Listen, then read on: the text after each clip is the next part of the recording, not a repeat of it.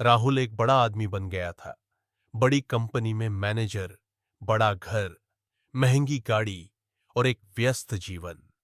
लेकिन इस कामयाबी की दौड़ में कहीं न कहीं वो अपनी माँ सरस्वती देवी से दूर होता चला गया था। माँ गांव में अकेली रहती थी। हर महीने राहुल पैसे भेज देता था, पर फोन करना, हालचाल पूछना, वो सब अब समय नहीं है कि लिस्ट में चला गया था। एक दिन राहुल को गांव से एक कॉल आया। सरस्वती देवी नहीं रहीं। वो चुप हो गया। शब्द ही नहीं मिले। अगली सुबह वो गांव पहुंचा। घर वैसा ही था, छोटा, मिट्टी की दीवारें, तुलसी का पौधा और मां की वो खाट जो अब खाली थी। चुपचाप बैठा रहा देर तक। शाम को पड़ोस की एक बूढ़ी औरत ने एक लिफाफा राहुल को पकड़ा दिया। तेरी मां ने कहा था कि जब तू आए ये देना। राहुल ने कांपते हाथों से लिफाफा खोला। बेटा राहुल, जब तू ये खत पढ़ रहा होगा, मैं शायद इस दुनिया में नहीं होऊंगी।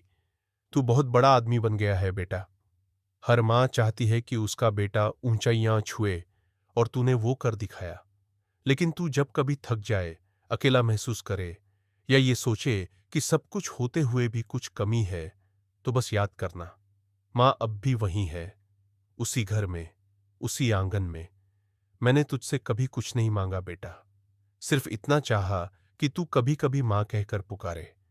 अब ये आंगन भी तुझसे कुछ नहीं मांगेगा, बस कभी आकर 2 पल बैठ जाना। वो तुलसी अब भी तेरा इंतजार करेगी।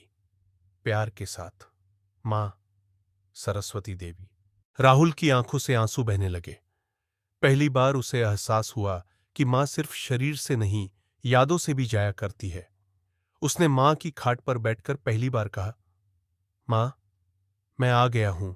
राहुल की आंखों से आंसू रुक नहीं रहे थे।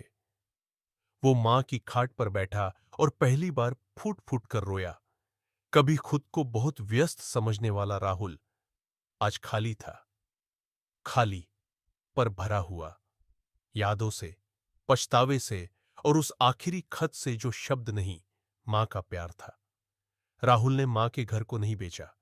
अब वो हर साल गांव आता है, मां की खाट पर बैठता है, तुलसी में पानी देता है और हर शाम एक खत लिखता है, जैसे मां कभी लिखा करती थी।